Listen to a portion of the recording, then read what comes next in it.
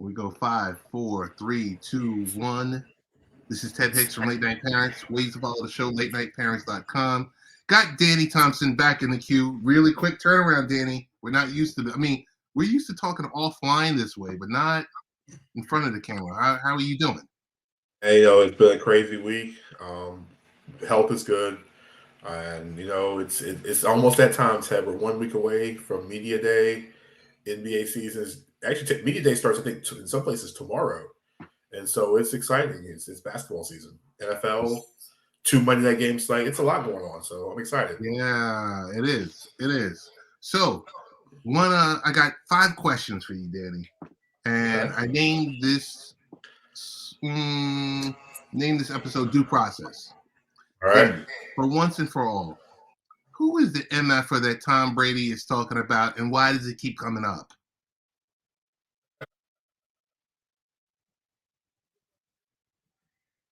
Who it is?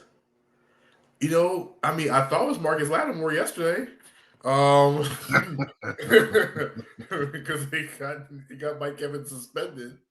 I couldn't even tell you who it is at this point because, we're gonna find out if Tom Brady took time off to do the mass thing because I think it starts this week.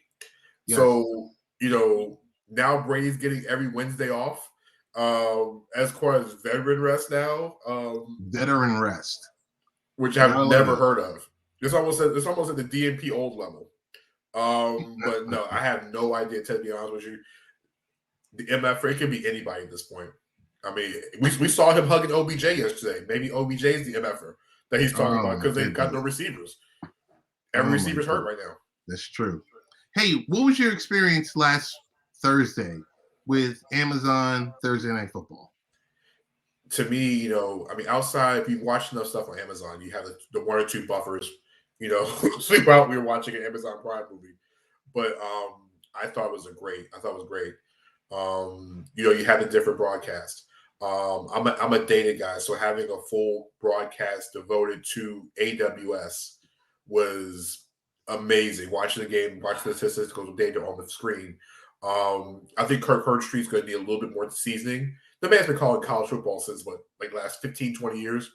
So I think him and Al Michaels, they have a good little bit of chemistry together. I think it's going to take a little bit of time. Love the pregame show, love the postgame show. I think when it's all said and done, by mid-season, this might be what the apex of what television is looking like when it comes to a full-fledged broadcast from start to finish. But it was really enjoyable to me. Everyone, I've got 2 things I'm going to say about this. Number 1, for the people that were expressing issues, I didn't run into any issues, but at the same time, you got to think about the amount of bandwidth that's being used and the fact that I don't know if maybe the latest and greatest smart TV is prepped for this type of usage and everything else like that. I don't know. I think that still is, I'm going to leave that out there to be something that has to be investigated. Number 2, there was always all this talk about Jeff Bezos owning a team. He now owns 30 of them on Thursday night for the next 11 years. Big shout out to Tony D and Jeeves. Thank you guys for jumping in here. So what do you think about that? There's no need for him to own a team when you have every team. I think it's one of those things where it looks like if he wants to jump in the stratosphere of owning a team, there, of course, he's not going to be able to do what he has with the NFL, those exclusive deals, those exclusive contracts, having, Thursday Night Football. I think this, allows him to play ball, but I think maybe Bezos jumps into another venture. Maybe he jumps into the NBA. Maybe Jeff Bezos is that guy that gets the NBA team, the expansion team. No, but I think when it comes to Bezos in the NFL, I think this is, you're right, this is a way of owning a team. But at the end of the day, you can own a team, own a network. He's Jeff Bezos. He can do what he wants to. He might put the kid in his team's name. His team, the kid's name. Who knows? But I think right now, maybe Jeff is just chilling out. I think that he's going to see what this Amazon TV stuff does. And to be honest with you, it wouldn't surprise me, Ted, to be honest with you, if Amazon takes it off to the roof, that Amazon gets a Super Bowl in the next TV deal. Wow. Because you want to talk about having something internationally done correctly. Can you imagine Amazon just cutting out every middleman and just saying, we're just going to put on Prime Video worldwide? And we'll cut all the middlemen out. Yeah, I think that's something where, I mean, you talk about direct to consumer. It gets no more direct than that. It gets no more direct than that. I want to stick with football with you. He was interviewed. Well, he's a former Giants assistant. He was interviewed by the Jets. He turned the Jets down, which was a smart move by him, because they told him, we have our own special teams coach. We have our own defensive coordinator, and you're just going to fiddle around with the offense. How big of a bust has Matt Rhule been? It's been a train wreck from day one, and it's like watching glitter. It's like watching Geely. It sounded good in concept, but it's a beautiful train wreck if you're a non-Carolina Panthers fan. Like, this thing is gone off the rails. Rhule had tried. Here's the problem that's come with this, and it's starting to become an interesting case and scenario in the NFL. You have hotshot NFL, these hotshot college coaches that have been on NFL staffs before, and they become the hot name when it comes to taking an NFL job, and they fall flat on their face. We talk about how great Jimmy Johnson was with the Dallas Cowboys. Barry Switzer won a Super Bowl with Jimmy Johnson's players, but how many lately have you had direct success coming from the college game into the pros? Now you're looking at you look at the failures of I'm going to say Nick Saban didn't have the same success with the Dolphins as he did in Alabama, of course, or even LSU or Michigan State. And you look at Urban Meyer, how that was a catastrophe in Jacksonville, and Matt Rhule is going to be the next case. When Matt Rhule eventually gets heave-hoed out the building. And the only reason why he wasn't heave-hoed is because if he was fired last season, David Tepper's on the hook for everything left on his contract. So if he fires him, I think at the end of the season, there's like a partial buyout in his contract, a partial clause in his contract where he doesn't have to get owed everything. If they fired him last season, Rhule gets everything.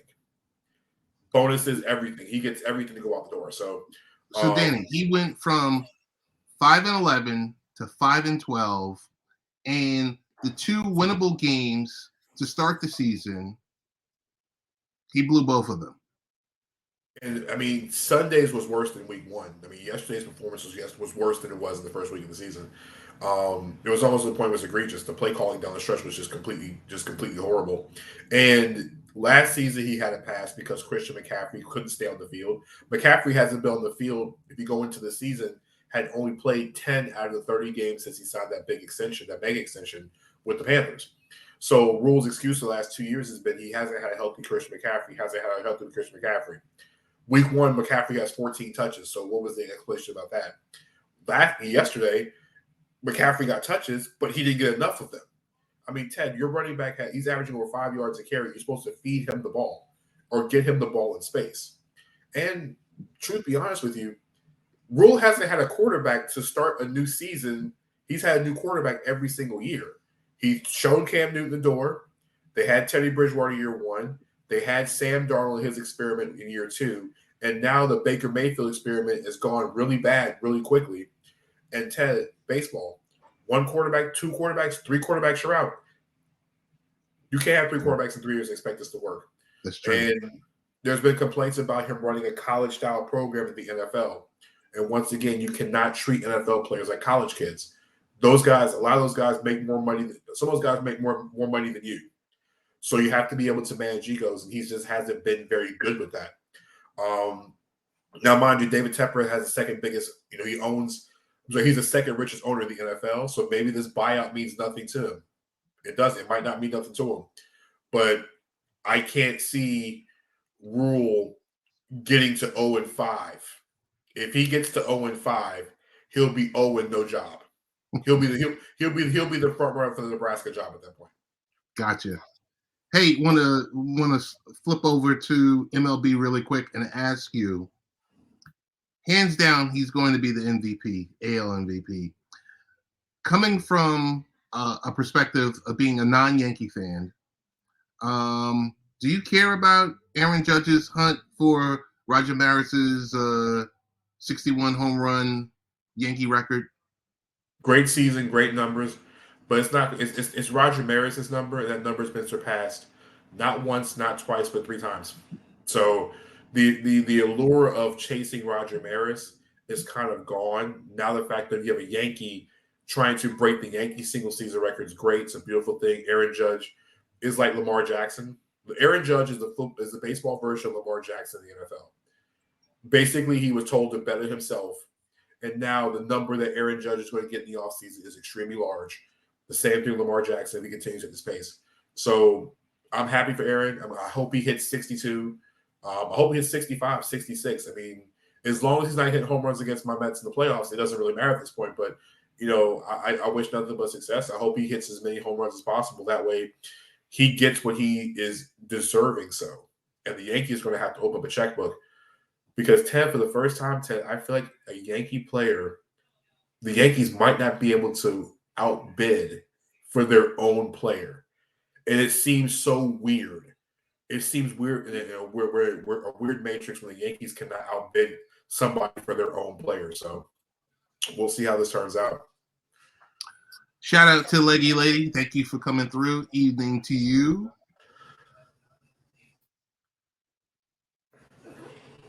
Want to briefly touch upon NBA. Heard the talk today. The news broke. Shams as usual. Did Shams sign a new deal? Because he's running circles around Woj. I think sports business got this one first though. I think SBJ got this one first before Shams did. Okay. But at the end of the day, yeah, Shams I think Woj's on vacation.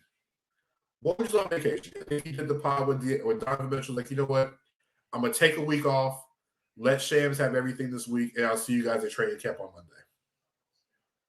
But as far as what was broken about the story that was broken today about the age limit, it's interesting now that they're dropping it back down to 18 because at what we've seen with G League Ignite, we've seen the G League Ignite program really take off.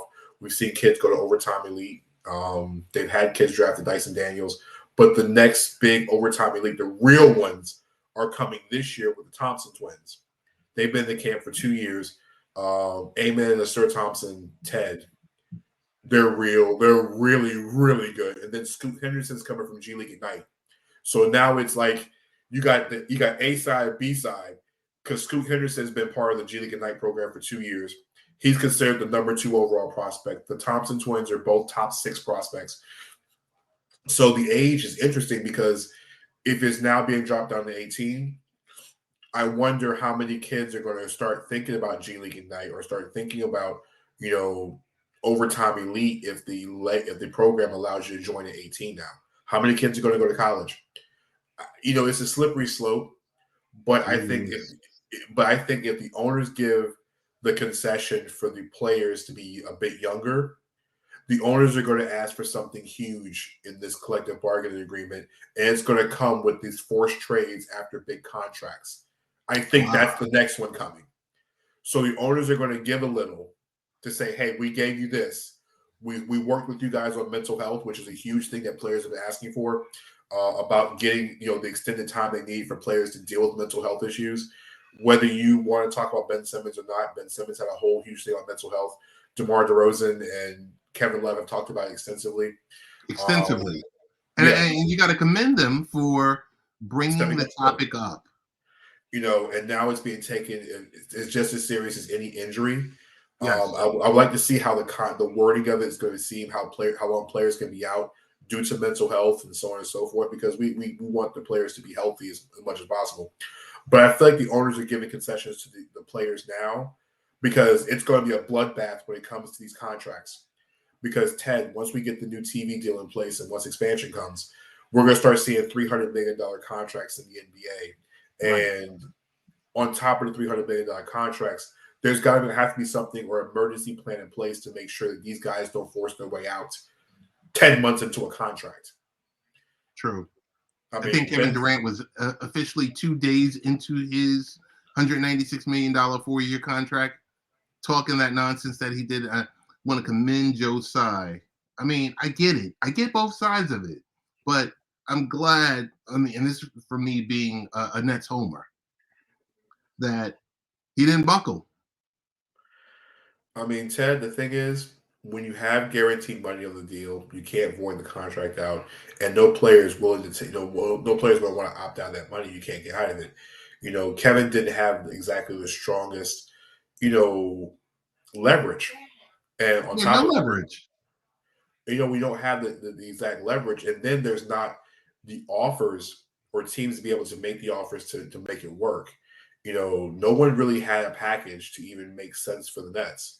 And the Nets didn't want DeAndre Ayton, and because they had Ben Simmons on the roster, a lot of the moves they could have made, they could not make because it's quote unquote illegal to make those moves because of Ben Simmons' contract, which got moved a year after he just signed the extension in Philadelphia. Right. So it's kind of a catch-22. I felt like Durant wasn't going to go anywhere, and nobody had the package. You trade somebody in the division, the Nets were going to take everything that the Celtics had, plus unborn children and neighbors, and probably part ownership of the Red Sox to get Kevin Durant to wear green. I mean, Toronto would have had to give up all of Ontario to get Kevin Durant into the Raptors uniform.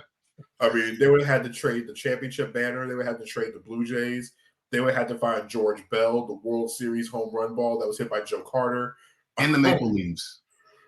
They would have had to take the Maple Leafs and probably and somewhere the Toronto Argonauts was in the deal somewhere as well. Yes, from the CFL days. Yeah, hey, they would have all those.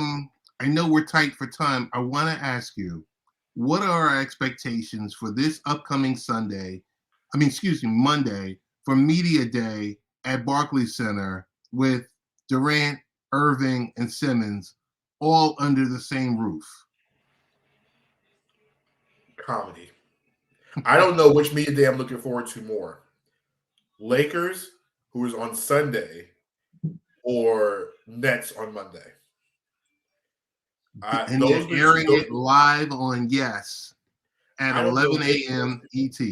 I don't know which one's going to be more entertaining because having to see, I know Kyrie's situation is going to be a little different as far as the question answering, because he's been doing a great job when it comes to not giving full answers to anything on these questions. Durant's going to cut somebody a dirty look, and I want to know even Ben Simmons is going to speak. Like, I'm not even sure this dude's even going to talk. Okay. Gotcha. And one person I really want to hear from is Steve Nash. I really want to hear what Nash has to say about all of this, about this entire summer. Just his thoughts on it. Yeah, and then on the Lakers side, you have the whole LeBron, AD. Now they added Dennis Schroeder over the weekend on top of Patrick Beverley, on top of Russell Westbrook. Like, how is that all going to work? I'm trying to figure out how Darvin Ham is going to figure out how to use Russell Westbrook with Patrick Beverley and Dennis Schroeder, who all basically do the same thing. Right. Play point guard, and none of them are technically shooting guards. So it's going to be a weird and wild media day, but I'm excited for it, though. Hey, just in under 30 seconds, who were you more impressed with yesterday? Tua or Lamar Jackson? Listen, Tyreek Hill said it best. We about to get Tua paid. For 3 quarters, Lamar Jackson was the story of the NFL. And for about 26 minutes on NFL Red Zone, Tua Tagovailoa basically just took the world by storm. And the thing is, I'm glad for Tua because there's been such a bias on Tua. Justin Herbert can lose a game by 3 points, but if he throws 3 touchdowns, Justin Herbert's next coming of the greatest quarterback ever. Joe Burrow can have a good game, they lose, and then Burrow's about to get paid. Tua can win 20-7, and nobody talks about how good Tua was all day. They talk about the next quarterback, the next quarterback, the next quarterback.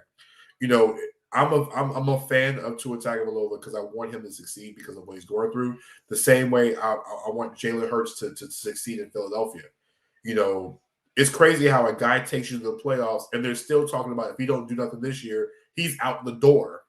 They're talking about they want to send this man to Houston if he doesn't make the playoffs. Insane. And Ted, Justin Herbert is 16-18 as a starter. You know. Hey, tell us best places where we can find your work. We can see what you're talking about. We can read your latest thoughts on the NBA and just sports in general. You can catch me at Danny _3 Thompson on Twitter. DANY number 3 Thompson on Twitter. The Around the Association podcast will begin on Tuesday. We'll start Tuesday after Media Day and just start getting you guys ready for the NBA season. Preseason is coming up, so I'll be discussing all things about the Media Days coming up this week. As far as article work coming, I have stuff coming. I have stuff in the pipeline.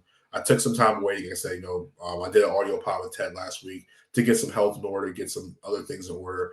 But I'm super excited about the NBA season. My content this year might be a little bit different than what I've done before. Besides writing stuff about the NBA and doing a podcast, I'm also going to take much more of a deeper dive onto the numerical side of the basketball game, writing stuff about analytics, writing stuff about, putting together, bridging the gap between the people who are watching the game and the people who are on the data side. So, that has been what I've been working on and putting it all together. So you're going to find me in different places. Like I said, still have a few more things up my sleeve, Ted. But I did want to announce the basketball pod will be back next week. So we're going to be doing pods, 20, 25-minute pods, maybe 3 or 4 days a week, through different various media sources, media channels. I'm excited about it. I haven't really done a basketball pod in a while. But I love doing other things at the same time. So you'll see me talking sports other ways. But, Ted, it's round ball season. It's my time of year. Big shout out to the Aces yesterday for winning the championship. Yes. I got to definitely have you back for just a WNBA only discussion and on how we fix the WNBA. Listen, 2 words, or one word and 2 syllables: expansion. And we'll leave it at that. Got it. Danny, want to thank you for coming through. Always, this is Ted Hicks, Late Night Parents.